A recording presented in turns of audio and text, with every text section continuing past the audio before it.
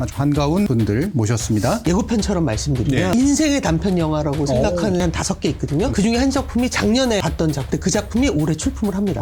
요즘에는 뿌듯하면서도 걱정이 좀 많이 앞선 내란 우두머리 강점기 때 답이 안 나오니까 서로 이렇게 때리기만 했단 말이에요. 잘 나가고 있지 않습니다. 위기다, 고사 직전이다. 위기가 있을 때마다 행운일 슬픈 일일 수도 있는데 백마를 타고 온 초인이 그걸 구해냈어요. 이를테면 봉준호라든가 특히 영화산업 잘 지켜나갈 수 있는 시스템이나 제도를 만들지 않은 채 코로나 때 갑자기 새로운 매체가 온 거고 거의 뭐 단독자처럼 행동하고 인플레이션을 만들었어요. 공격하는 게 아닙니다. 담당자 여러분들 저는 두 마디 없는 걸로 해요. 힘들어 죽겠네. 근데요.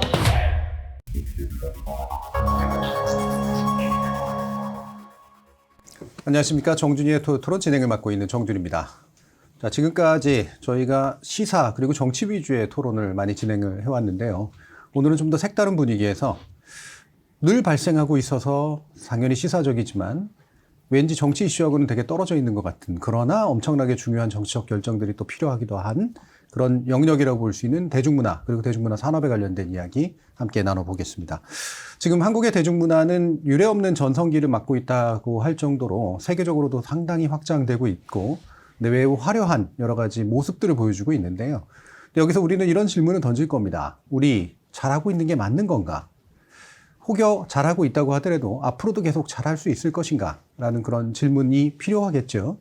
그래서 이러한 질문에 함께 허심탄회한 논의를 해주실 수 있는 두 분을 모시고 오늘은 한국 대중문화산업, K영화, K컬처 그리고 K팝 등이 어떤 현재에 놓여져 있고 어떤 미래를 향해 나가야 될 것인가 함께 진지하게 논의해 보겠습니다. 정준이의 토론 지금부터 시작하겠습니다.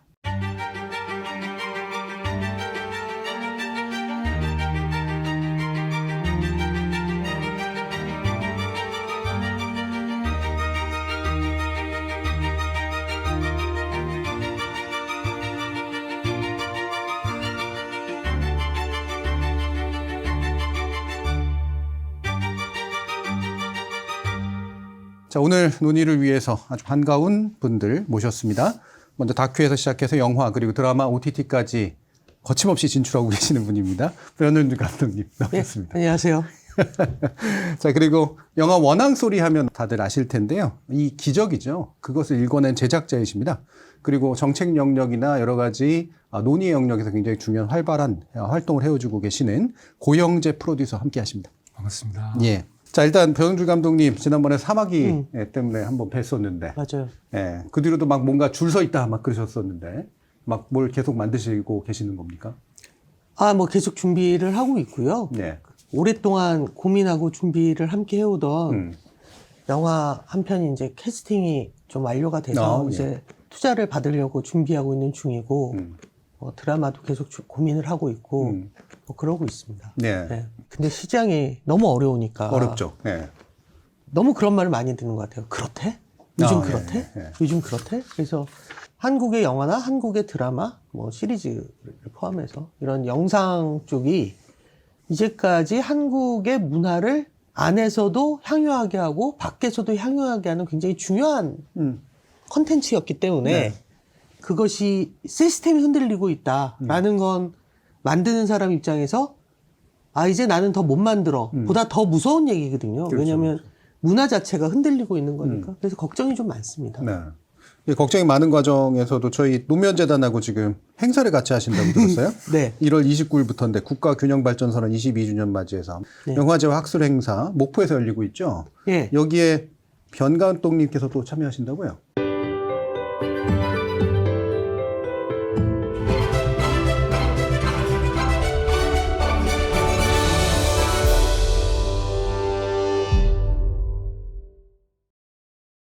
올해는 목포에서 목포극장에서 29일서부터 31일까지 하는데요. 상영되는 영화는 이 노무현재단에서 정말 열심히 이렇게 셀렉팅을 한 한국의 단편 영화들입니다. 단편 영화들. 예. 그래서 단편 영화를 상영을 하고 저는 이제 개막식 사회하고 심사위원 예. 이 두 개를 하는데요. 시간 되시면 전남에 계신 분들 한번 오셔서 보시면 극장에선 볼 수 없는 단편 영화들 제가 예고편처럼 말씀드리면 제가 인생의 단편 영화라고 생각하는 작품이 한 5개 있거든요. 그 중에 한 작품이 작년에 봤던 작품이에요. 근데 그 작품이 올해 출품을 합니다. 예. 네. 이번에 그거를 변 감독님께서 아주 그냥 인생 영화로 꼽으시는 작품을 또 볼 수 있는 기회가. 네. 꼭 오셔서 정말 한국 단편 영화들을 보잖아요. 네. 그러면 오늘 토론회가 필요 없습니다. 예. 한국 영상산업의 미래가 너무 밝아요. 아, 예. 너무 훌륭한 작품들이 그것만 많은데. 보면. 네. 이런 훌륭한 작품들이 계속 커나갈 수 있는 환경이 맞나? 이제 이런 얘기들 아마 이따 해야 될 것 같고요. 그리고 고영재 프로듀서님은 원앙소리 가지고 제가 소개는 드리긴 했습니다만 사실 그 이후로 되게 여러 가지 정책 작업들이나 이런 데 좀 관여를 해오셨잖아요. 이 정부 정책 만드는데도 꽤 많은 관여를 해오셨다고 들었는데 어떤 근황들을 여쭐 수 있을까요? 대선 때 K문화강국위원회라고요. 네.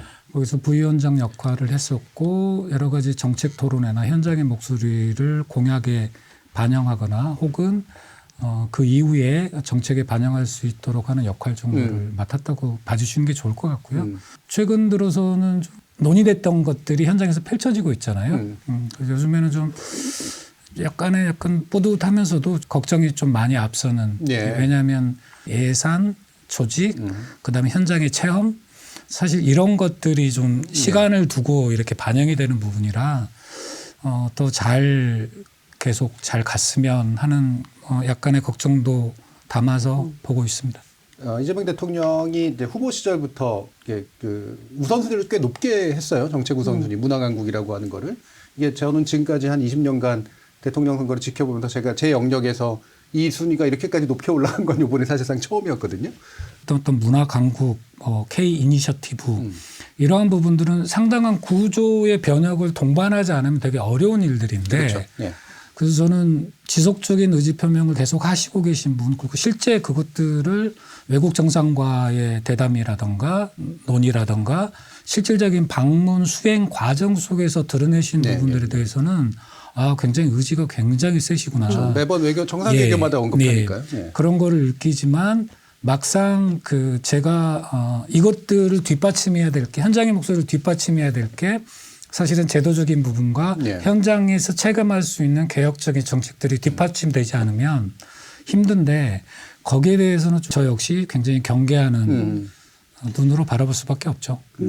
대통령께서 도지사, 경기도 도지사 하실 때 실제로 독립영화 지원 사업이라든가 또는 DMZ 국제 다큐멘터리 영화제라든가 이런 걸 운영하시면서 겪어보셨단 말이에요. 그러니까 무슨 얘기냐면 영화 산업이나 뭐 독립예술영화를 시스템으로 지원할 때 어떤 방식이 문제가 없었고 좋았는지를 잘 아시기 때문에 되게 고민을 많이 하고 계시지 않을까?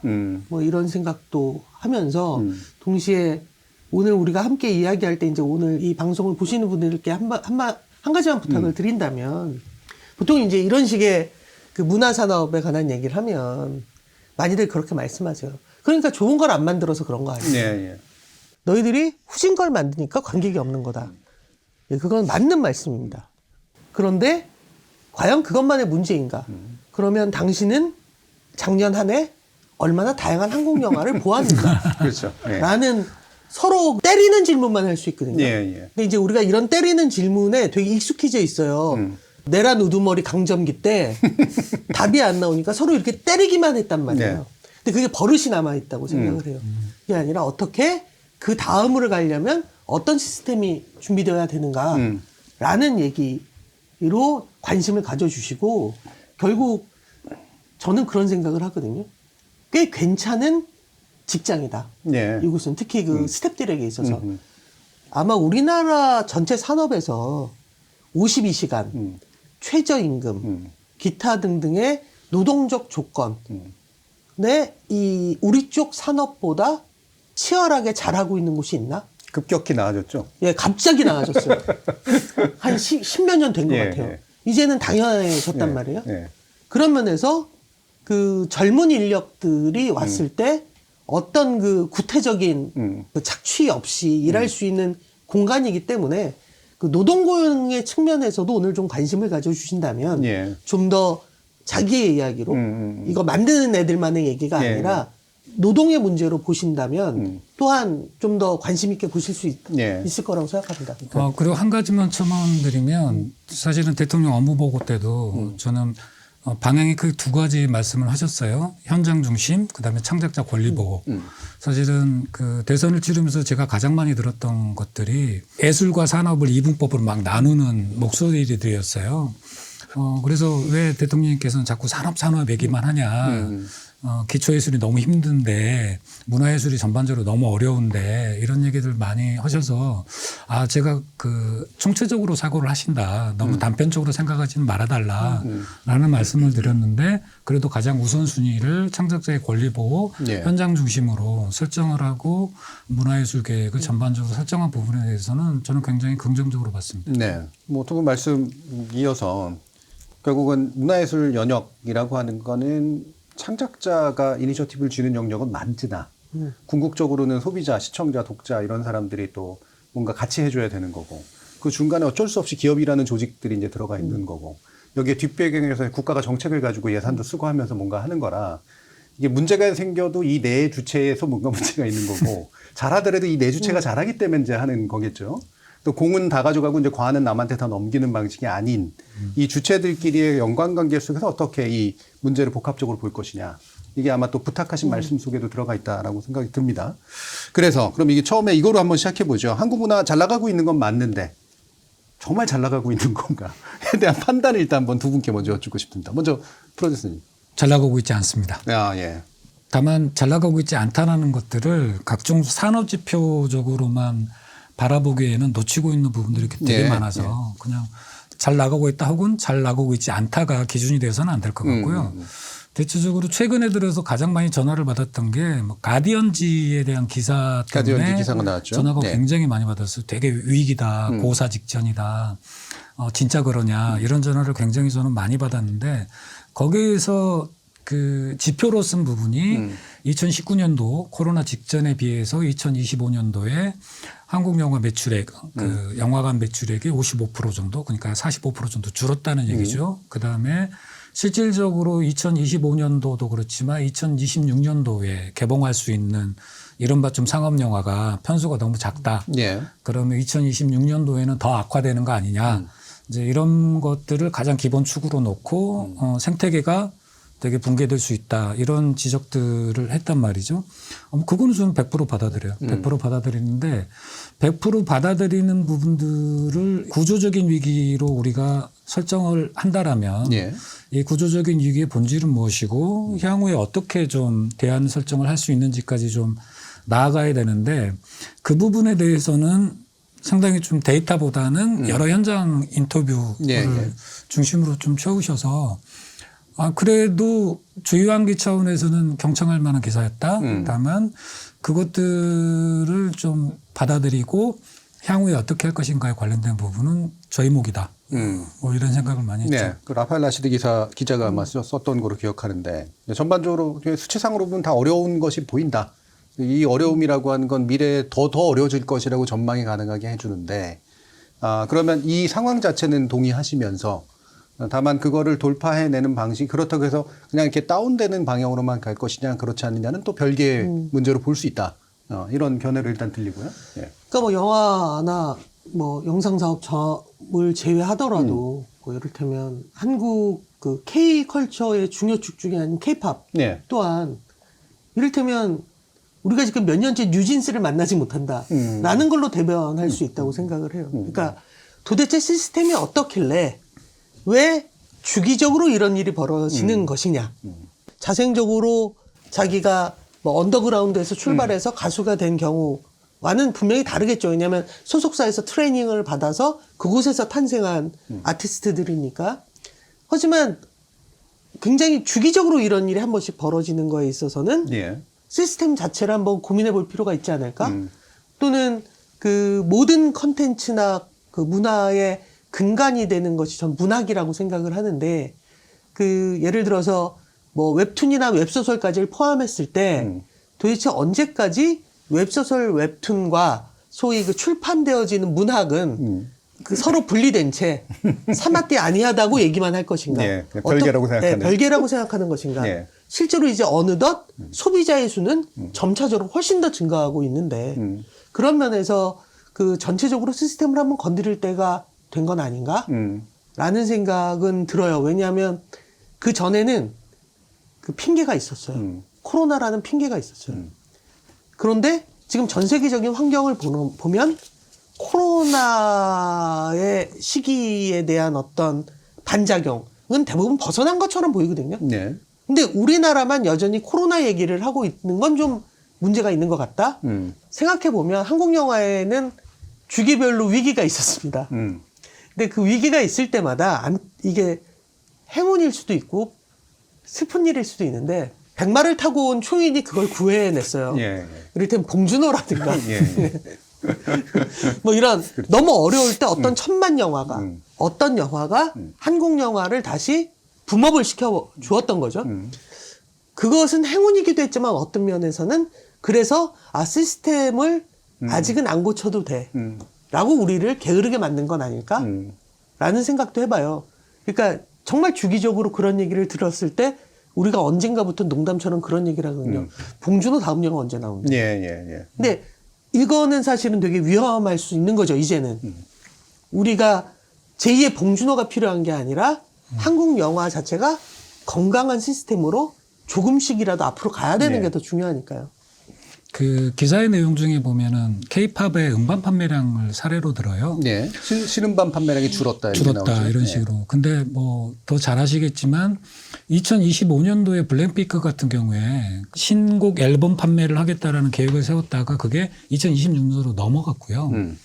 3월 20일 날 BTS가 복귀하지 않습니까? 이제 이런 것들이 나왔을 때는 또 지표가 굉장히 올라가요. 그러면 예를 들어서 2024년에 비해서 25, 26 지표를 그런 식으로만 정량 지표로 삼아버리면 그럼 괜찮은 건가? 이렇게 착각할 수도 있다라는 거죠. 그렇죠. 이제 수치를 어떤 면을 주로 볼 거냐에 따라 그렇죠, 다를 수 그렇죠. 있다. 네. 그래서 시스템이나 구조적으로 좀 우리가 두루두루 살펴봐야 된다는 지점이 있다는 거는 저는 100% 공감합니다. 예. 아까 이제 병 감독님 이제 뉴진스 얘기해 주셨을 때는 그래도 아티스트인데 굉장히 사랑받는 아티스트인데 왜 하이브와 미니지라는 싸움 속에서 누가 잘못한 거냐 잘한 거냐의 문제가 됐고 이 아티스트들은 계속해서 뭔가를 자기 걸 하지 못하지? 이게 이제 편을 잘못 들어서 그런 건가? 이게 아니라 근본적으로 이게 산업, 그러니까 음악 산업의 구조가 그렇기 때문에 생기는 훌륭한 아티스트는 이 음악 산업이 뭔가 받쳐주면 튀는 거고 아니면 못하는 거고 이런 구조가 돼버렸다. 그렇죠. 뉴진스는 활동을 하고 그분들은 그분들끼리 법적 싸움을 하면 될 그렇죠. 일일 네. 수도 있는데 예. 그게 이를테면 언제나 아티스트를 이렇게 잡아놓는단 말이에요. 아무것도 못하게. 근데 사실은 특히나 유행에 훨씬 민감한 게 음악 산업이잖아요. 그렇죠. 1년 이상을 활동을 못하는 것이 과연 얼마나 큰 데미지냐를 생각해 보면 또는 소비자에게도 향유하는 사람에게도 그것은 예의 어긋나는 거죠. 그러니까 회사와 회사 또는 개인과 개인이 서로 법정에서 다투라는 거죠. 하지만 아티스트들은 계속 활동을 하고 계속적으로 자기들의 창작품들을 소비자들과 그 교환할 권리와 의무가 예. 있다고 생각하는데 언제나 그 앞에 제일 먼저 서는 게 아티스트 자체잖아요. 이건 되게 좀 페어하지 않은 것 같다는 생각도 들어요. 그럼 그걸 약간 더 들어가면 이게 어떻게 보면 케이팝을 만든 힘이잖아요. 거대 기획사가 좋은 아티스트들 어렸을 때부터 키워서 엄청난 프로듀싱을 붙여서 이것저것 다 짜 넣어가지고 딱 인기 있게 만들어준 다음에 한 5년 정도 이렇게 좀 최대한 수익을 뽑고 다른 아티스트로 바꿔가는 방식. 네, 그러니까 이 법적 관리가 엄청나게 중요해지는 이 산업이 되다 보니 결국 이 법적 관리에 의해서 배제돼야 되는 아티스트들은 아티스트로 취급받기보다는 사실은 이제 자기가 관리하는 어떤 자산의 하나로 취급받는. 누구의 소유물인가가 갑자기 중요해져 버리는 네, 거죠. 네. 네. 근본적으로 이제 그 구조에서 나오는 거라서 이 구조를 어떻게 이게 이제 단순히 뭐 하이브나 이런 쪽이 그냥 팬들을 향해서 이제 우호적인 어떤 태도로 뉴진스를 활동하게 해주냐 마냐 문제가 아니라 저 애초에 이 구조 우리를 성공하게 만든 이 구조 여기에 대해서 한번 들여다볼 필요가 있다. 그렇죠. 예, 이렇게 좀 느껴지고요. 영화 쪽도 한번 먼저 또 건드려 보면 거기서 영화에서 결국 이렇게 극장 영화가 잘 안 되고 이런 게 OTT의 문제다로 이제 단순하게 환원되는 경우들이 있는데. 근본적으로 그럼 영화는 또 어떤 구조가 이런 형태들은 좀 낳는다 이렇게 좀 보시나요? 2005년도에 한 상영관당 관객이 55명이었어요. 평균 관객이. 한 상영관당, 스크린당. 근데 2024년 5년이 스크린당 관객 수가 18명, 19명이에요. 그러니까 2005년부터 2025년까지 이 수는 계속해서 내려갔습니다. 근데 그 중간에 말씀하셨던 막 천만 영화가 엄청나게 많아졌다. 한국 영화 굉장히 커졌다. 해외 영화제에서 막 상 받았다. 뭐 이런 식으로 해서 뭔가 그 K-무비가 뭔가 선도하는 것처럼 하는 기사는 또 쏟아졌죠. 그러면 방법은 뭐였을까? 스크린이 굉장히 늘어났겠죠? 상영관당 관객 수는 줄고 있는데 그 정도 규모의 영화가 흥행했다는 얘기는 늘어난 스크린을 특정 영화가 과하게 점유했다는 결론밖에 안 나왔겠습니까? 그러면 가장 밑바탕에는 이른바 쏠림 현상, 특정 영화가 스크린을 장악하는 이거를 다른 수치로 좀 바꿔서 얘기해 보면 대체적으로 보면 상위 20개 정도 되는 영화가 전체 수익의 80% 정도를 가져가는 구조라든가 가장 최근의 수치를 보니까 상위 10%, 10개의 영화가 전체 매출액의 60% 정도를 가져갔더라고요. 2004년도, 5년도 자료를 분석을 해보면 어찌됐든 이 구조 속에 놓여 있었다는 얘기입니다. 그러면 이른바 성공 공식을 그렇게 짰다는 거죠. 예. 이른바 텐트폴 영화를 만들어서 스크린을 많이 가져가고 스크린을 많이 가져가는 것 속에서의 매출액을 극대화하는 방식이 예. 한국 영화 산업이었다라는 거는 정확한 팩트적인 사실인 것 같고요. 이 구조화에 OTT가 들어오는 겁니다. 예. 총회는 방식인데 코로나 국면에서 이제 터지기 시작한 거죠. 왜냐하면 그렇게 포트폴리오를 짰는데 코로나가 터졌어요. 그럼 자금 매수를 빨리 해야 되는 욕구가 상당히 강해지겠죠. 예. 그러면 그럴수록 그 구조에서 우리나라가 만난 거예요. 예. 그러면 어떤 구조 속에서 한국은 OTT가 성장해 왔고 그 반면에 기존의 영화와 기존의 방송은 어떤 상황인 거냐. 어떻게 둘 사이의 관계가 설정이 됐길래 이런 결과물들이 나오고 있느냐라는 것들을 살펴본다라면 이런 분석이 전체적으로 깔아놓고 나서 살펴봐야 된다는 말씀드리고 싶습니다. 그러니까 이런 것 같아요. 그러니까 지금 고영재 PD 얘기를 좀 더 쉽게 정리하면 그 예전에는 100개 상영관으로 1000만 명의 관객을 모았다면 그것이 산업 자체의 규모를 확 키우게 되면서 극장 수가 늘어나는 거죠. 그래서 언젠가부터는 1000개 상영관에서 1000만 명이 들었던 거예요. 그렇죠. 그러니까 사실 그 100개 상영관에서 1000만 명이 들 때와 1000개 관에서 1000만 명이 드는 것은 사실은 900개 관은 1000만 영화가 없을 때는 관객이 없다는 뜻이에요. 예. 그런데 갑자기 코로나가 터지면서 그 극장에 올 수 없게 되었죠. 그런 상태에서 OTT가 들어왔단 말이에요.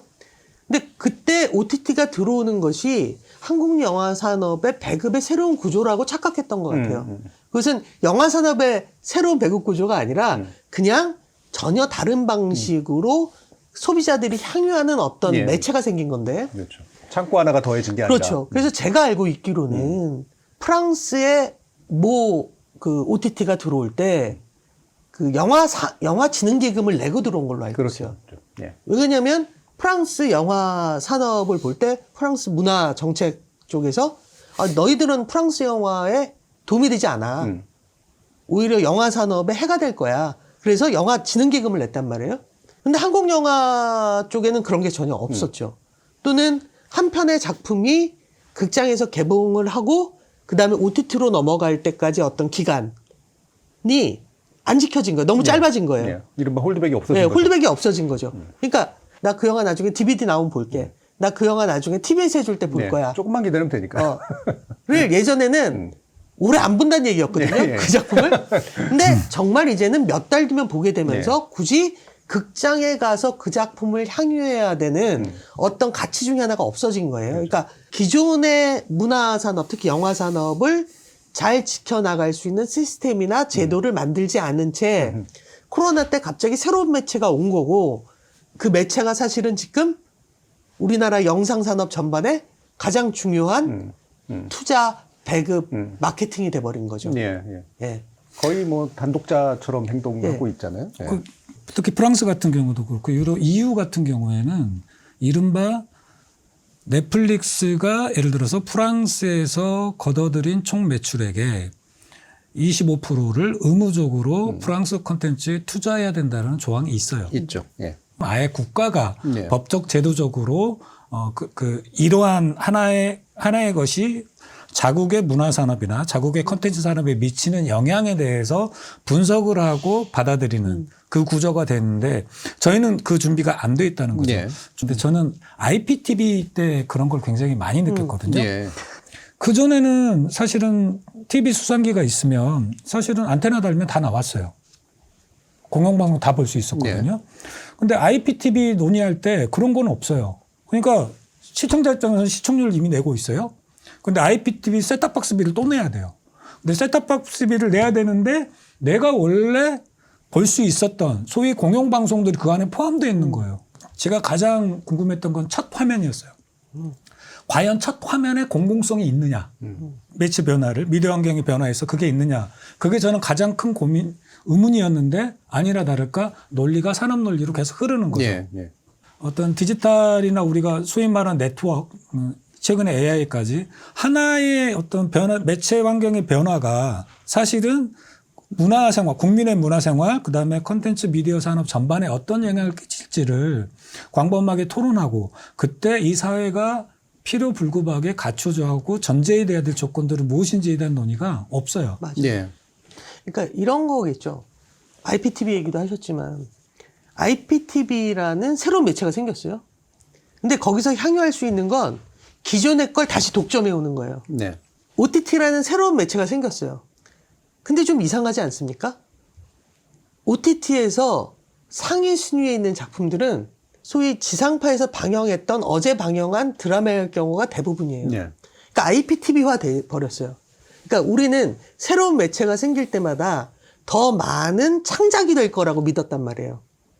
이를테면 IPT라는 새로운 매체가 생겼으니 좀 더 많은 작품이 만들어지겠구나. 만들어지지 않고 앞에 했던 걸 그냥 갖고 와서 독점을 하죠. OTT도 마찬가지예요. 지금 더 많은 그리고 그 새로운 것들이 보여지는 것이 아니라 기존의 것이 그냥 일로 들어와 버리는 거죠. 네. 이제 여기에 한 가지 전 궁금한 게 있었어요. 예전에 넷플릭스라든가 HBO라든가 해외 작품 볼 때 저 개인적으로는 제일 부러웠던 게 모르는 배우들이 많이 나온다는 거였어요. 주인공으로. 매체가 새로워지면 이를테면 캐스팅 전쟁을 하지 않아도 되는구나. 큰 노래셨군요. 네? 엄청난 노래. 그러니까 실제로 우리가 HBO나 넷플릭스 당시에 그 미국에서 만들어진 그 드라마를 보면 모르는 배우들이거든요. 네. 제가 미국을 몰라서가 아니라 그렇죠. 실제로 네. 우리가 딴데 안 나오던. 많이 항유하던 배우들이 아니었어요. 그분들이 이를테면 드라마의 주인공으로 나와서 너무 멋있게 연기를 한단 말이에요. 더 많은 배우들이 활동할 수 있는 공간이 생기는 거구나가 아니라 우리나라에선 기존의 파일을 얘네들이 더 많이 가져가는 그렇죠. 것뿐이었던 거예요. 탑급의 인플레이션을 만들어주는 네. 거죠. 그래서 이게 되게 공격하는 게 아닙니다. 네, 담당자 여러분들 저는 불만이 없는 걸로 해요.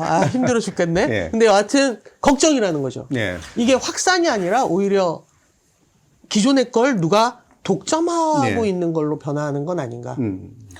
사회적 과제 설정이 되게 중요하다라는 걸로 저는 받아들이고요. 그래서 어떤 사람이 문제다라고 말씀드리는 것보다는 너무 그런 걱정은 안 하셔도 될 것 같고요. 예, 다 새 기술이 도입되면 우리는 어떻게 바뀔까 가지고 논의하다가 말씀하신 것처럼 우리나라는 기술이 국가의 어떤 정책적인 성과를 만들어내는 굉장히 중요한 토대이기 때문에 이걸로 어떻게 하면 돈을 만들어 볼까가 고민이었지 전체 미디어 환경을 어떻게 디자인할 것인가가 고민이 아니었던 문제들이 계속 있었거든요. 방송통신위원회도 그 과정에서 이제 만들어진 거고. 근데 문제는 이 케이블이나 DMB나 IPTV 같이 좀 새로운 기술들이 기존의 매치장에 더해지는 문제가 아니라 OTT는 굉장히 다른 게 설계가 안 먹히는 영역이라는 거예요. 국가 설계가 안 먹히는 영역.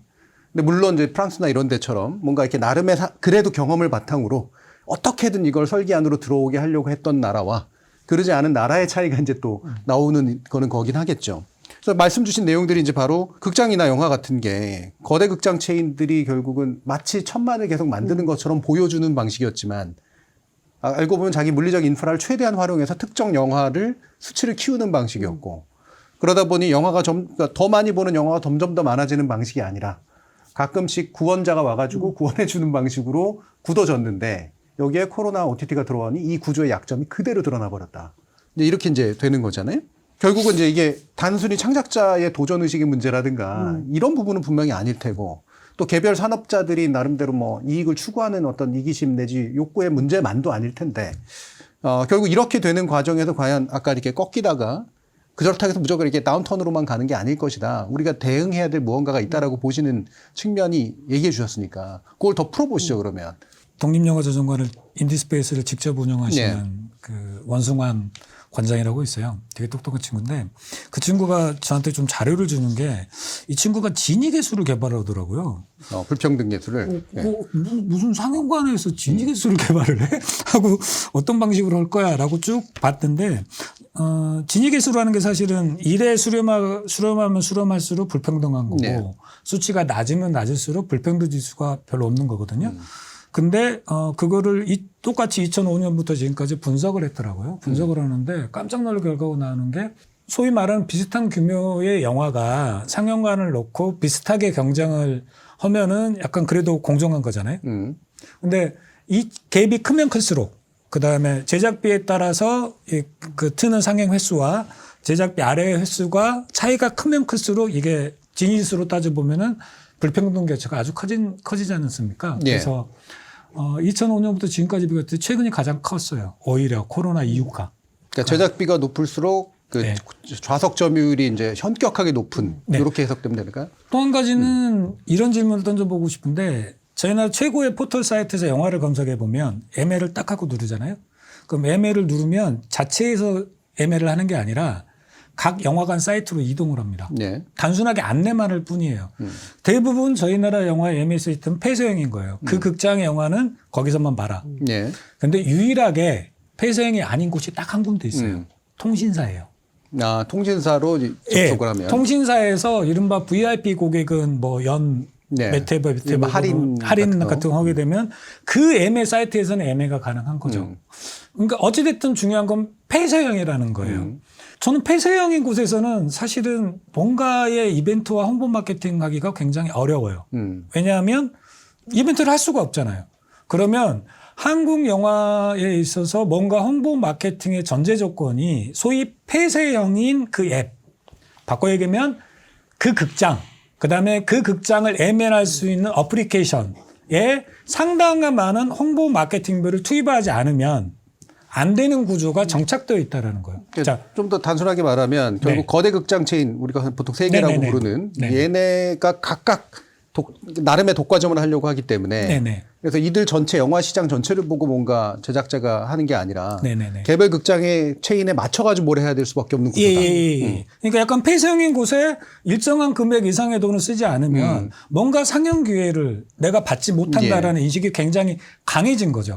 그러니까 아까도 말씀드린 2005년부터 우리가 기억을 더듬어 보면 되게 좋은 영화들이 꽤 있었어요. 그게 뭐 관객 반응도 굉장히 좋았고요. 뭐 100만, 200만 이 정도지만 되게 사회적 평가는 너무 좋은 이런 영화들이 꾸준히 나와줬는데 어느 순간부터 이게 꺾이기 시작해요. 그게 지금까지 온 거거든요. 이게 뭐냐면 저희가 예술이기도 하고 산업이기도 하지 않습니까? 영화가. 근데 이제 둘 중에 하나의 평가는 받아야 될 거 아니에요. 관객이 많이 들든지 아니면 사회적 가치 평가는 받든지 굉장히 훌륭한 작업을 했다라고. 둘 중에 하나를 받아야 되는데 이 두 가지를 받을 기회가 스스로 박탈되기 시작하면 어떤 회수가 안 되는 거예요. 자본이 회수되든지 사회적 가치가 회수되든지 나한테 회수가 돼야 그 작품을 다시 한번 또 해봐야 되겠다라는 이런 게 생기는데 네. 그게 끊겨버리는 거죠. 그러니까 어느 순간에 이게 끊기기 시작했어요. 천천히 작아지다가 최근에 들어서는 아까 정도의 0.95 정도 되는 진지개수까지 한국 사회가 와버린 겁니다. 아주 더 쉽게 말하면 네. 이 세 개로 나뉘어진 거대 극장 체인이 걸어주느냐 안 걸어주느냐. 네. 예. 이게 결국은 이것이 작품이 가지는 질이나 네. 잠재적으로 대중들이 반응할 가능성을 완전히 재단해 버린다. 이 구조가 근본적으로. 관객이 영화를 선택하는 게 아니라 극장이 선택한 영화를 관객이 보는 거죠. 예. 그렇게 이를테면 배급 구조가 독점화됐을 때 네. 가장 큰 문제는 그러니까 이를테면 그것이 극장 산업이건 아니면 OTT건 아니면 무엇이건 간에 대부분 지금 독점화돼 있다 보니 그렇죠. 생기는 문제가 점점 만든 사람들에 대한 이익이 작아진다는 거예요. 이 세상에는 이제 만드는 사람이 있고 그다음 그것을 배급하는 사람이 있고 만드는 사람한테 돈을 만들려고 투자한 사람이 있잖아요. 근데 투자하고 배급사가 지금 이제 뭐 OTT건 모든 건 다 독점화돼 있다 보니 실제로 만든 사람에 대한 수익이 점점점 내려가고 있다. 그래서 우리가 흔히 뭐 부율이라고 얘기하는 그 극장과 영화가 얼마씩 나누느냐 또 예. 점점 더 극장이 많아지게 될 수밖에 없고 그 다음에 그 시리즈나 드라마를 만들 때도 채널이나 OTT가 그 향유하는 것이 너무 많다. 실제로 만드는 사람, 그러니까 뭐냐면 그 한국 영화나 뭐 한국 드라마나 시리즈나 이런 영상 산업의 지금 제일 큰 문제 중에 하나는 제작사들이 붕괴되고 있다는 거예요. 제작을 하는 곳이 있고 이 제작사가 이를테면 거기에는 그 작가서부터 그 조명팀 막내까지가 예. 포함되어 있다고 본다면 거기에 돈을 댄 것과 배급을 하는 곳이 예. 한 군데예요. 그러다 보니 제작사들이 점점 붕괴된다는 건 되게 위험 신호다. 그래서 그 독점을 막을 방법이 없다면 적어도 계약이라도 제대로 할 수 있게끔 좀 손을 봐야 되는 거 아니냐라는 얘기가 지금 많이 나오고 있는 거죠. 예. 배급과 투자를 같이 하는 이 거대 극장 자본에 대한 문제 제기는 많이 했는데 사실. 근데 지금은 그쪽이 우리 이제 망하게 생겼어 지금 그러는 상태라. 그렇죠. 특히나 네, 오히려 이제 우리가 지원을 받아야 되는 뭐 이런 지금 상태라서 이게 더 꼬이고 있는 상황 아니겠습니까? 분명히 한국 영화로 네. 따지면 극장 산업이 되게 안 좋게 된 한 기점이 그 상영료를 올린. 인상한 이유가 분명히 있죠. 예. 그러니까 여기 전제 조건이 있습니다. 우리나라의 극장 상영료는 지금도 높은 수준이 아니에요. 예전에는 굉장히 낮은 수준이었고요. 그래서 극장 상영료를 인상해야 된다라는 얘기는 예전부터 있어 왔어요. 예. 근데 그때 못 올리고 있었죠. 못 올리고 있다가 코로나를 기점으로 갑자기 그동안 있던 니즈를 모두 합쳐서 훅 올려버린 거예요. 그러니까 이렇게 올라가야 될 인상이 갑자기 이렇게 올라가 버리니까 갑자기 사람들 입장에서 야, 나 이제 극장 안 가. 네. 라는 어떤 선택지가 앞에 놓여져 버렸던 거죠. 사람들에게 있어서 극장은 10,000원 한 장으로 하루 종일 둘이서 즐길 수 있는 어떤 곳이었어요. 근데 갑자기 이제는 식구들이랑 오늘 영화 한 편 보고 저녁까지 먹으려면 이제는 10만 원이 필요한 거예요. 그러니까 그 간극을 어떻게 메꿔줄 것이냐. 그건 네. 서비스로 메꿔줄 수도 있고 뭘로도 메꿔줄 수 있는데 이거에 대한 고민이 아직 안 돼 있는 것 같다. 그러다 보니 영화를 보러 극장에 간다는 것 자체가 예전처럼 야, 할 일 없는데 우리 영화 한 편 보고 오자.가 안 되게 된 거죠. 한 가지 눈은 살펴봐야 될 게 우리가 한국 영화 최대 관객이었다는 2019년도에 그 여러분은 어떻게 생각할지 모르겠지만 가장 많이 본 연령층과 성별이 어떨 것 같으세요? 네. 2019년도에 20, 30대. 1위가 30대 여성, 2위가 40대 여성, 그리고 여성의 비율이 57%. 네. 2019년도 기준으로 따지고 보면요. 그러니까 최근에 그렇다면 2025년도에 가장 영화를 많이 본 연령층이 20대예요. 예. 오히려. 그게 뭐냐면 지금 보면은 그 당시에 벌써 세월이 한 6년, 7년 지났으니까 그 당시에 30, 40대라는 건 40, 50대가 됐다는 네. 얘기고요. 그 20대가 30대가 됐다는 얘기예요. 10대가 지금 20대가 됐다는 거거든요. 그게 뭐냐면 기본적으로 한국 영화에서 회당 상영, 그러니까 한 스크린당 몇 명이나 영화를 보는지 수치가 줄었다는 얘기는 그분들이 극장으로 안 온다는 얘기죠. 네. 주 관람층이었던 분들이 극장으로 안 온다는 의미고, 두 번째는 당신의 여가 생활 때 뭘 할래요? 라고 이제 물어보는 문화체육관광부가 여가 생활을 어떻게 하는지에 대한 조사를 합니다. 극장은 극장 갑니다. 라고 얘기하는 게 순위가 굉장히 높았거든요. 네. 그 순위가 쭉 꺾이고 있고요. 반대로 들어온 게 OTT예요. 네. 여가 생활에 나는 OTT를 봐. 극장 안 가. 이렇게 되는 거고, 또 한 가지는 영화를 어디서 보십니까? 라는 수치도 또 있거든요. 근데 80% 정도가 영화는 극장에서 봐. 근데 70% 정도로 떨어진 거예요, 이제. 그러니까 더 이상 극장에서 영화 안 봐. 그러니까 이런 걸 복합적으로 봤을 때 기본적으로는 관객이 극장을 습관적으로 잘 안 찾는다. 두 번째는 극장에서 개봉한 영화가 끼치는 사회적 영향력이 별로 없다. 영화 한 편이 흥행하면 예전엔 뭐 개그 파생적으로. 콘서트에서도 네. 막 화제가 되고 그걸 자꾸 은유하고 유행화가 되고 이렇게 따라왔는데 최근에는 그렇지 않다. 그렇죠. 네. 그게 이제 냉정하게 좀 봐야 될 부분이고 반대로 얘기해 보면 산업의 주체들이 좋은 영화 나오면 금방 회복될 거야 라던가 이렇게만 생각하는 거는 정책에 있어서 맞지 않다. 그렇다면 이분들이 영화관으로 오는 요인들을 그게 뭘까 이거에 대해서도 잘 살펴봐야 된다는 거죠. 예.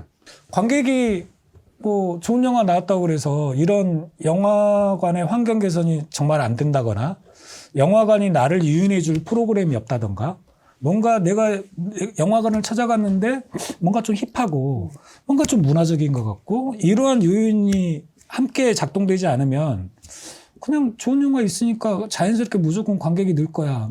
저는 이것도 환상일까라고 생각합니다. 그러니까 두 가지인 것 같아요. 그러니까 이제 우리가 그럼 어떻게 해야 되는가로 넘어가는 것 같은데. 네. 그러니까 예를 들면 작년에 이재명 정부에서 그 극장 상영료를 지원을 해줬어요. 예. 갑자기 관객 수가 확 늘었거든요. 그렇죠. 그거는 실제로 무슨 얘기냐면 비싸서 안 왔다는 거잖아요. 그렇죠. 그러니까 그런 어떤 그 문화 산업 또는 문화 사업에 대한 어떤 정부에서 이렇게 상영료 지원이라든가 이런 거를 지속적으로 해준 건 굉장히 큰 도움이 될 거다. 예. 근데 그와 동시에 말씀하신 것처럼 달라져야 된다. 어떤 관객들의 니즈를 함께 또 만들어가 주셔야 되거든요. 그러니까 그거에 대한 과감한 이런 것들이 동시에 이루어지는 것이 되게 필요한데 어느 한쪽이 먼저 해주는 것을 기다리고 있는 것보다는 동시에 좀 진행이 됐으면 좋겠다. 예. 근데 그와 동시에 정부에서 지금 현재 지원하고 있는 예를 들면 영화진흥위원회에서 현재 뭐 저도 지금 지원을 했습니다만 그 제작비 규모별로 차등 지원을 해요. 1억 이하 또는 1억에서 10억, 뭐 30억에서 50억 또는 뭐 70억에서 100억 사이의 영화들을 각각 모집해서 지원을 해줘요. 굉장히 좋은 사업이라고 생각하고 영화진흥위원회가 해야만 하는 사업이라고 생각을 합니다. 다만 그 사업 규모를 보면 모두가 똑같은데요. 지원해야 되는 사업과 투자해야 되는 사업을 나눠야 되는데 그걸 예. 일괄적으로 하는 건 전 조금 걱정이다라는 생각은 듭니다. 예. 그럼 말씀 나온 김에 이렇게 일단 영화를 먼저 가지고 얘기를 해보면 이게 이제 창작자의 부분에서 뭔가 문제가 있다면 방금처럼 약간 정확하게 세밀하게 나눠서 창작 지원 쪽에 상당한 뭔가 이니셔티브가 있어야 되고 극장 인프라나 극장 서비스 쪽에서 뭔가가 굉장히 막혀 있다면 이것들을 어떤 식으로든 뭐 규제를 하건 활성화를 하건 해야 되는 거고 OTT가 막 너무 커서 문제라면 어느 정도 규제 내지 돈을 뜯어내서라도 뭔가를 해야 그쵸. 되는 거고 물론 이 영역들이 다 중요하겠습니다만 요 영역별로 봤을 때 이제 어떤 것들을 좀 키로 좀 보면서 나머지를 좀 보완해 나가야 될까 한번 요 디자인 한번 해보면 좋을 것 같은데요. 지원해야 되는 것과 시스템을 구축해주고 투자를 좀 더 원활하게 만드는 시스템을 만들어주는 것으로 나눠야 한다. 독립예술영화에 대해서는 무조건 지원하는 시스템을 탄탄하게 만들어야 된다. 거기에는 독립영화를 제작하는 제작 지원도 있을 거고 배급 지원도 있을 거예요. 제가 어이없는 얘기 하나 해드릴게요. 내란 우두머리 강점기 때 그 독립예술영화의 배급 지원 사업이라는 게 있었어요. 네. 근데 이제 독립영화는 많이들 경험하셨겠지만 내가 그 극장에 가서 영화를 볼 시간은 없는데 마음은 보낼게. 그렇죠. 이러고 이제 마음을 보낸다는 의미에서 표를 사주죠. 표를 사주잖아요. 네. 그걸 검찰에서 조사를 했었습니다. 이걸 사줬다고. 그러니까 그게 네. 불법이라는 거예요. 왜 어디가 불법인지 모르겠어요. 그러니까요. 근데 그 특정 영화를 딱 지목을 했었는데 그게 예. 뭐냐면 그 조국 교수에 대한 다큐멘터리였어요. 예. 그대가 조국. 예, 네. 그래가지고 그 작품의 배급사 뭐 정치후원금이라고 네, 하죠. 담당자를 불러서 예. 검찰이 협박을 하며 너희들이 배임을 한 거고 그게 왜 배임인지 모르겠지만 뭐 이런 일이 있었을 정도로 되게 어이가 없는 일을 지나서 그 다음에 또 어떤 일이 있었냐면 요번에 아까 사람 사는 세상 영화제가 목포에서 한다고 예. 했잖아요. 정말 지역마다 되게 재밌는 영화제들이 많아요. 네. 그리고 광주, 전라남도 광주의 경우에는 1년에 만들어지는 단편 영화 및 장편 영화가 자체적으로 만드는 게 5편에서 10편이 넘습니다. 근데 이런 지역 영화에 대한 모든 지원이 끊겼어요. 그 시기에. 그러니까 영화제들이 다들 휘청거릴 수밖에 없죠. 사실은 서울에서 무슨 일이 만들어지는 것보다 훨씬 더 중요한 영화제들일 수 있어요.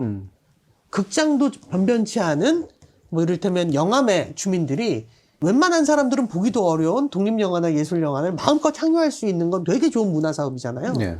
그러니까 이런 것들에 대한 지원책을 살리는 것, 이런 것들은 굉장히 중요하고 저는 이재명 정부에서 너무 잘 알고 있을 거라고 생각합니다. 사실 OTT가 너무 그 무혈입상한 거 아닌가? 이 부분에 대해서 뭔가 새로운 시스템을 만들어야 되지 않을까? 계약을 다시 해야 되지 않을까? 제재를 해야 되지 않을까? 기간을 좀 명백하게 해야 되지 않을까? 이런 것들을 봐주셨으면 좋겠다.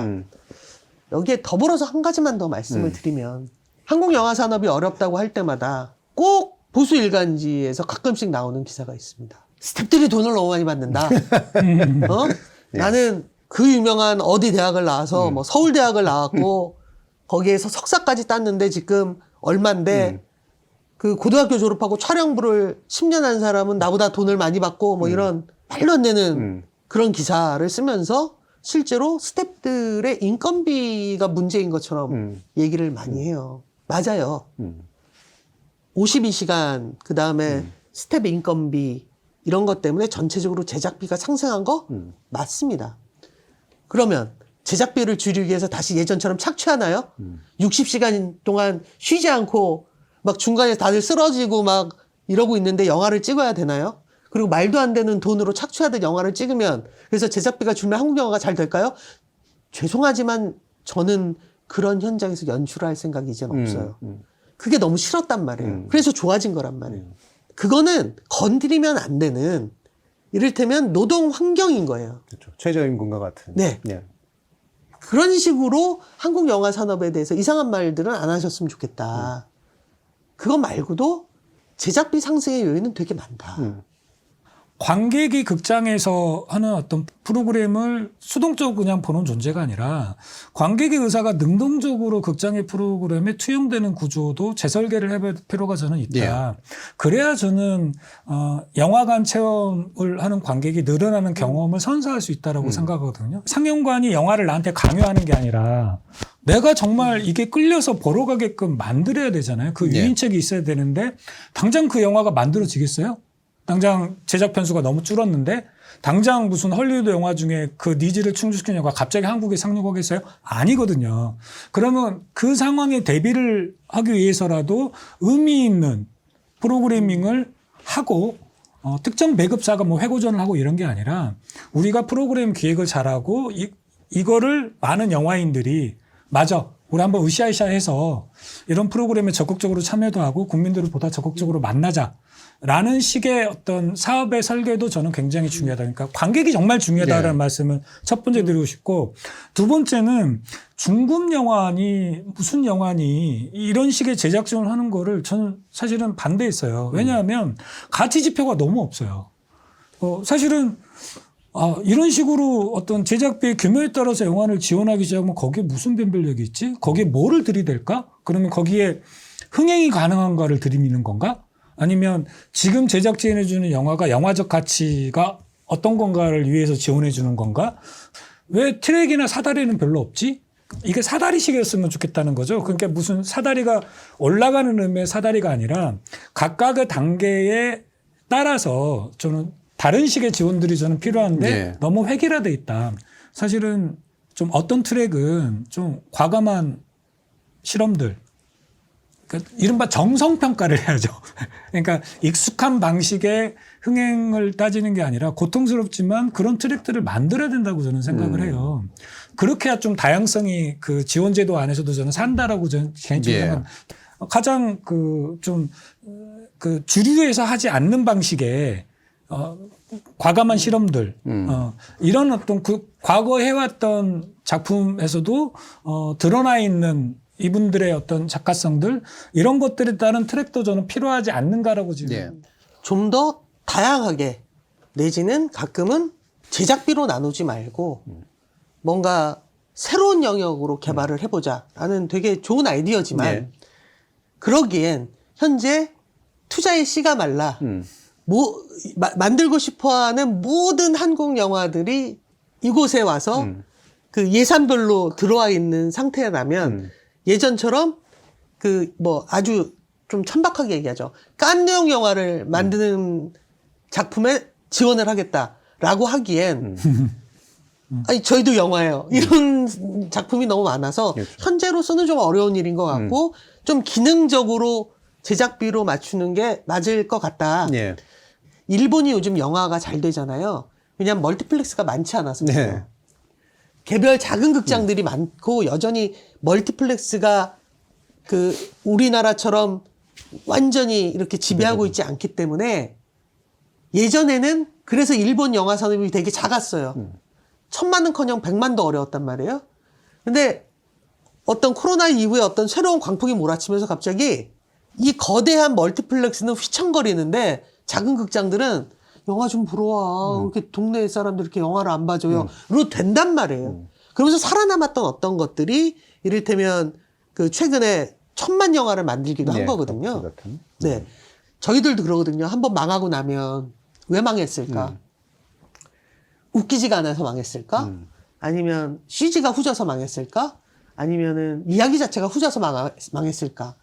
그 다음엔 그걸 반복하고 싶어 하지 않아요. 그래서 뭘 고치고 뭘 새롭게 쓴단 말이에요. 산업도 마찬가지죠. 야, 왜 안 되지? 아, 코로나 때문이야. 그럼 마음은 편하지만 그건 아니잖아요. 그렇다면 왜 안 될까라는 새로운 프로그램들을 좀 만드셨으면 좋겠다. 예. 이거는 나라에서 해주는 게 아니다. 비즈니스를 하시는 당신들이 하셔야 되는데 그동안 안 한 거 아니냐라는 말씀 드리고 싶습니다. 예. 제가 예전에 극장이 이제 영화가 사람들을 끌어모아서 주변에 분식집을 먹고 살게 했다면 지금은 좋은 분식집들 옆에 영화관이 있어서 예, 함께 즐기는 방식으로 바뀌어야 된다고 생각합니다. 예를 들어서요. 그 영국이 재밌는 게요. 그 독립영화관을 나라에서 지어줍니다. 지역마다. 그렇죠. 독립영화 전용관을, 그러니까 예술영화 전용관을 지어주는데요. 어디다 지어주냐면 사람들 없고 싼 데다 지어주잖아요. 그렇죠. 굉장히 중심가에 되게 트렌디한 어떤 빌딩에 그런 데 지어주고요. 더 재밌는 건요. 의무사항이 있어요. 그러니까 예술영화 전용관인데 1년에 몇 프로는 상업영화를 틀어야 돼. 그러니까 뭐 그게 제가 알기로는 되게 퍼센티지가 낮은 걸로 알고 있어요. 그리고 또 하나가 있습니다. 뭐가 같이 들어가야 되냐면 되게 젊은 사람들이 좋아하는 식당이나 카페가 같이 들어가게 해요. 네. 그러니까 저는 이런 시스템들을 그 공공기관에서도 고민을 한다는 거죠. 사실은 우리가 지금까지 쭉 얘기했던 이게 구조적인 문제지 않습니까? 영화 한 편 뭐 나왔다고 갑자기 상영관의 태도가 바뀌어가지고 이 영화는 좀 의미 있고 가치 있으니까 뭐 길게 좀 롱런 상영을 한다거나 어느 날 갑자기 그렇게 되지가 않을 거잖아요. 그런 부분에 있어서는 일종의 좀 그 순서를 정하는 것까지는 어쩔 수 없으나 일종의 패키지는 필요하다. 근데 지금까지 좀 제가 보아왔던 많은 부분들이 좀 상당히 이게 1년짜리 사업인지 2년짜리 사업인지 3년짜리 사업인지 뭐를 목표로 한 사업인지 그런 목표가 달성되고 나면 아예 없는지가 급하다는 이름 하에 삭제되고 있다. 그래서 좀 걱정되고 우려스러워서 다양한 부분들을 살펴봐야 되지 않겠냐라고 저는 다시 정리를 좀 해드리고 싶고요. 특히 문화예술은 그러니까 지금 나왔던 많은 과제들이 사실은 구조적인 개혁과 혁신이 필요한 많은 과제들이 중장기 과제로 설정하고 이렇게 쏟아 부어야 될 거거든요. 1년 만에 갑자기 왜 뭐가 한국 영화가 엄청 활성화되고 1년 만에 문화 다양성이 엄청 많아지고 1년 만에 국제사회에서 또 뭐 내세울 수 있을 정도의 스펙트럼이 굉장한 다양한 파급력을 끼치겠습니까? 안 그러거든요. 제도가 혁신이 되고 그다음에 그 스스로 필드에서 뛰는 스스로가 뭔가 의욕적으로 하려는 단합된 의지를 보이고 그다음에 중장기적으로 대책이 뒷받침된다라면 충분히 저는 영화계 위기도 돌파하고 극복하면서 할 수 있지 않을까라는 생각을 합니다. 네. 오늘 사실 뭐 두 분이 다 영화 베이스로 이제 말씀을 많이 해줄 수밖에 없는 측면이 있어서 대중음악이나 이런 것까지 다 얘기는 못 나눴습니다만 그래도 결국 이제 문화라고 하는 것이 가지는 영역의 특성이 있으니까요. 이후에 아까 마무리할 때 이제 내부자로서 좀 같이 보면서 얘기했으면 좋겠다. 누구든 간에. 그런 말씀을 해주셨으니까, 과연 우리가 참 이렇게 잘 즐기고 되게 좋아하는 이 영역이 지속 가능성을 확보하기 위해서 어떤 부분을 각자의 위치에서 생각을 해야 될까? 조언을 주신다면, 아버지가 한번 들어보죠. 우리가 너무 잘 됐던 거예요, 모두가. 전 그렇게 생각합니다. 네. 그러니까 이를테면 우리가 흔히 웹툰 웹소설이 요즘 인기다라고 하는 거엔 거기에는 뭐 네이버라든가 뭐 다음 같은 기본적으로 그 포탈들의 파워가 있었던 거잖아요. 네. 그 어떤 출판사보다 큰 파워가. 그러니까 쉽게 다가가게 해주는. 그러니까 바꿔 말하면 우린 너무 잘 됐던 거예요. 이 과학기술 문명의 힘을 믿고 소위 그 독점적인 자본주의 발전을 너무 많이 한 거예요. 되게 반겼죠. 네. 그럼요. 예. 언제나 과학은 우리를 자유롭게 할 거라고 믿었으니까요. 근데 코로나를 기점으로 흔들린 거예요. 이게 갑자기 모든 게 막히는, 세상이 막히니까 인터넷도 막히는 거예요. 모든 게 막혀버린 거예요. 그러면서 흔들린 거죠. 오히려 이렇게 발전하지 못한 나라일수록 회복 속도가 빨랐던 것이 아이러니죠. 케이팝 역시 마찬가지죠.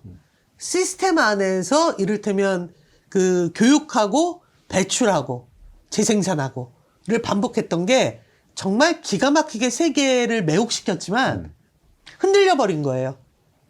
어떤 사건 하나로, 몇 개로. 자, 그렇다면 우리가 이제는 생태계라는 말을 다시 한번 꺼낼 때가 된 건 아닌가. 어떻게 같이 살 것인가. 이 연못 안에서. 반대쪽의 산업은 자, 자본주의니까 계약을 좀 보자. 계약 관계를 보자. 그래서 이게 건강한 생태계를 유지할 수 있는 계약인가. 또는 OTT들이 너무 무혈 입상한 거 아닌가. 이제라도 소급을 해서 대통령 잘하시는 거죠. 프랑스에서는 돈 내셨다면서요. 뭐 이런 거.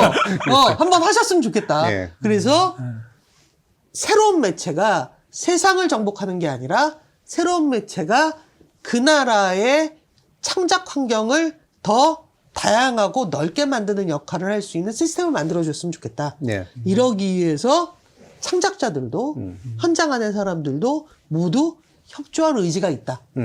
라는 말씀을 드리고 싶습니다. 예, 협조할 의지까지도 말씀 주셨습니다. 네, 고영재 프로듀서님. 저는 사람과 조직에 투자를 했으면 좋겠다. 그러니까 그것만 하자는 뜻이 아니라 사람과 조직도 투자를 했으면 좋겠다라는 말씀을 드리고 싶은데 돌아보니 선진국이라는 말씀을 누군가가 하잖아요.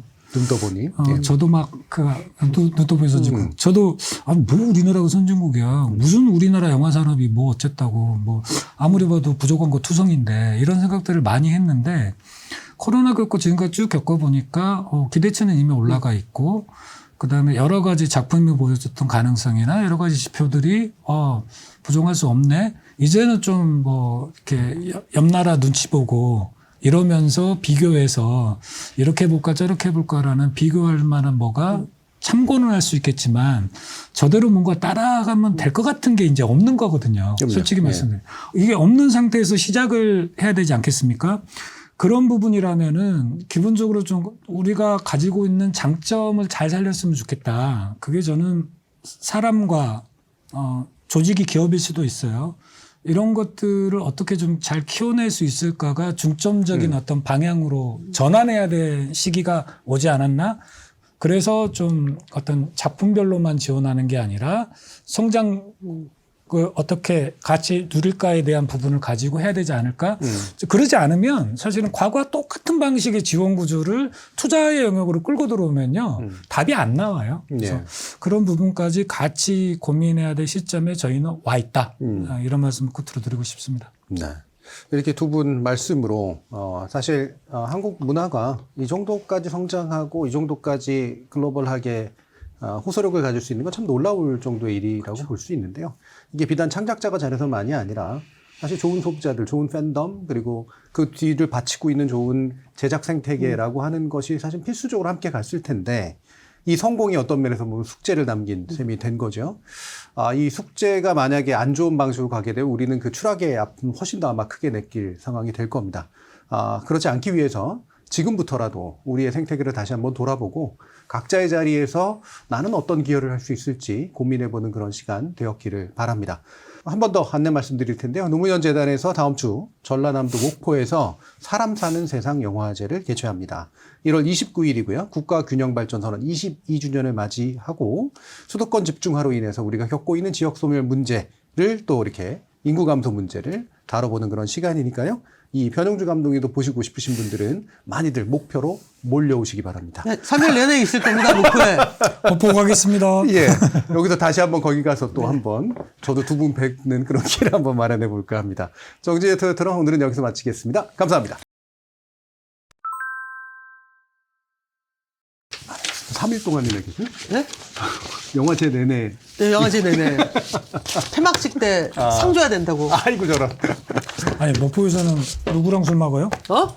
요거 목포에 나, 끝이야. 네, 목포에 나 단골 술집도 있어. 아니 걔는 술 못 사막에 거기서 찍었잖아. 먹어.